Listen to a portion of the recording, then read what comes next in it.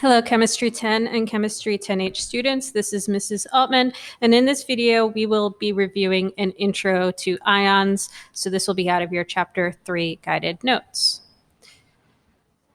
So just a review of what ions are. So ions are just atoms that have either lost or gained electrons to give them some sort of charge. So +1, +2, +3, -1, -2, -3.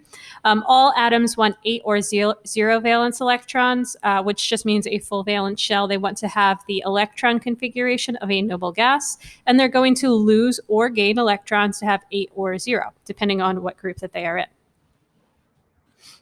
So we have two types of ions. We have cations. These are positively charged. So metals tend to form cations. A way that you can remember which are cations, which are anions, the T in cations looks like a plus sign. Cations are positively charged. Whereas anions, they are negatively charged, and they form when an atom gains electrons. So I'm going to actually, before doing sample C, we'll just walk through group by group. All right, so in group 1, so this is the group that starts with hydrogen.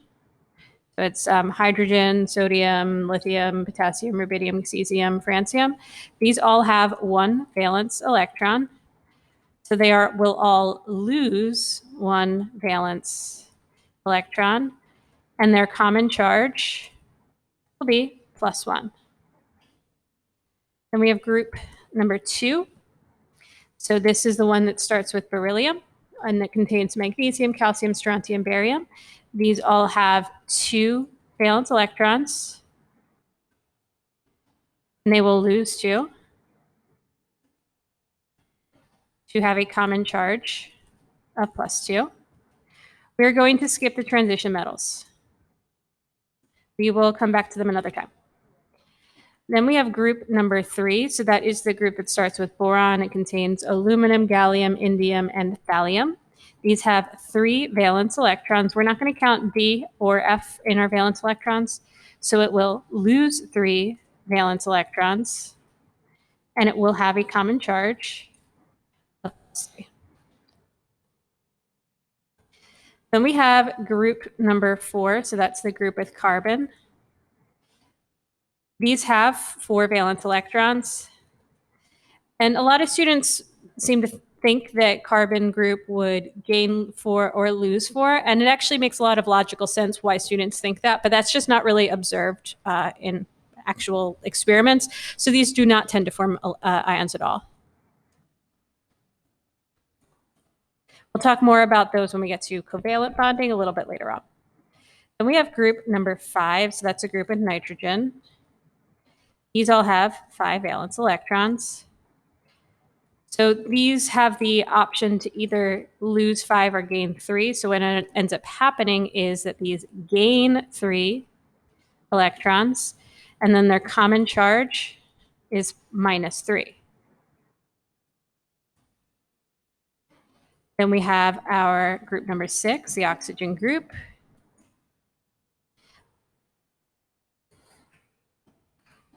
Also containing sulfur, selenium, tellurium, and polonium. These have 6 valence electrons. These will gain 2 to get to 8, and the common charge will be -2. Then we have group number 7. These are our halogens, so that starts with fluorine, also containing chlorine, bromine, iodine, and astatine.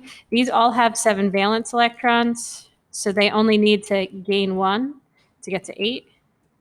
So the common charge will be -1. So then to actually answer sample problem C, I just need to know what group that these are in. All right, so I've got oxygen, it's in group 6, so its common charge will be 2-. So I could have done -2. I prefer to do 2-. Either way is completely fine. Then we've got sodium, that's in group 1, so its common charge is +1. You don't have to label the 1, just plus is fine. Then we've got magnesium, that's in group 2, so its common charge is 2+. Again, you could have done +2, and that would have been completely fine. Aluminum's in the 3rd group, so 3+ or +3. And then we have phosphorus, which is right underneath of nitrogen, and the common charge there is 3-. Right. Now that we've talked a little bit about ions, we'll now talk about ionic compounds. So ionic compounds are made from one type of cation and one type of anion. Even though in English language, we often refer to sodium chloride as salt, in chemistry, anything that is ionic is called a salt. So it's not specific to sodium chloride. The sodium chloride is a salt. So, assuming that we are in person by the point in time in which you have learned this, I'm still recording this over the summer, so I don't really know, but I sure hope that this will be in person. These are some properties of salts that you will have seen in a lab. So, I'm sure even if we haven't done the lab, though, you've seen sodium chloride, I would hope, in the kitchen. It's going to dissolve in water pretty well, and it will conduct electricity, but only when dissolved in water and melted. The reason for that is because in order to conduct electricity, you must have moving charged particles. So if you just have a solid, it's not moving enough to conduct electricity. That's the same reason why metals can conduct electricity, because they have such freely moving electrons. These tend to have extremely high melting points. You'd have to add a tremendous amount of heat to melt, say, sodium chloride. So for that reason, they will typically be solids at room temperature. And then they're dull, which is just the opposite of shiny. They're typically going to be sort of powdery looking. They're not going to reflect light. When we do formulas of salt, I'm going to show you a little trick. Actually, I'll do it right now.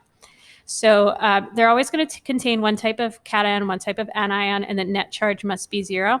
I'm going to show you a trick that a lot of students like to use. So let's just say I were to ask for you to write the formula for the salt that forms between Ca2 plus and N3 minus.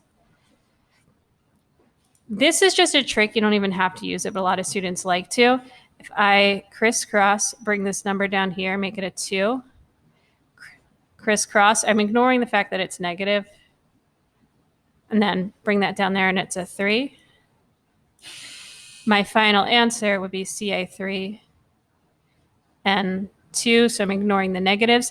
This works because this makes sure that my negatives are equal to my positives. So I have 3 charges, each with a charge of +2, so +6 from here, 2 each with a charge of -3, -6 from over here. They're equal to one another, so the formula is Ca3N2. If you do something like this and you you can simplify, like if it were a fraction, let's say, for example, if I did Ca2 plus with O2 minus, you would crisscross, you get a 2 here, 2 there. So you'd originally get Ca2O2, but if you can simplify, it is obligatory to simplify. So just like you would if you were doing a fraction, 2 over 2 would just be 1 over 1. It's the same idea. All right, let's take a look at some examples. So I'm going to do the crisscrossing for at least the first 2, and then I'll go a little bit faster. So I've got Ca2 plus, Cl minus, crisscross. I'm ignoring the negative, so 1 and the 2. We don't write the 1, so just CaCl2. Then for the next one, I've got Ca2 plus, S2 minus. You would originally get Ca2S2, and then I simplify this to CaS. Now for the next one, it's just +1 minus 1, so I don't have to write the 1, it's just NaF. And then for the next one, I crisscross, I get Al2O3. I can't simplify that, so I just leave it as is. And then I have one more example. This is just sort of a review of some of the past stuff that we've done.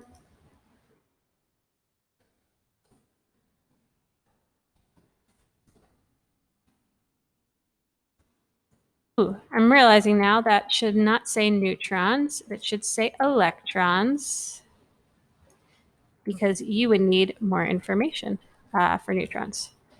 Right, so for the first one, I go to my periodic table, I find bromine, I see its atomic number is 35.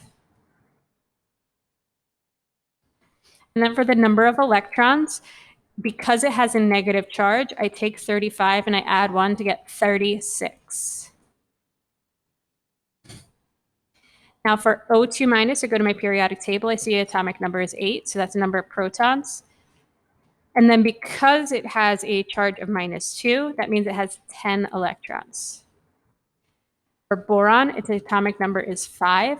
And then since it doesn't have a charge, its number of electrons is also 5. And then for Be2+, for the number of protons, I go to the periodic table, I find Be, I see its number of protons is 4. And then because it has a 2+ charge, I actually remove 2 electrons, so the number of electrons is 2. That is all for today's video. I appreciate you taking the time to watch it. Have a wonderful night.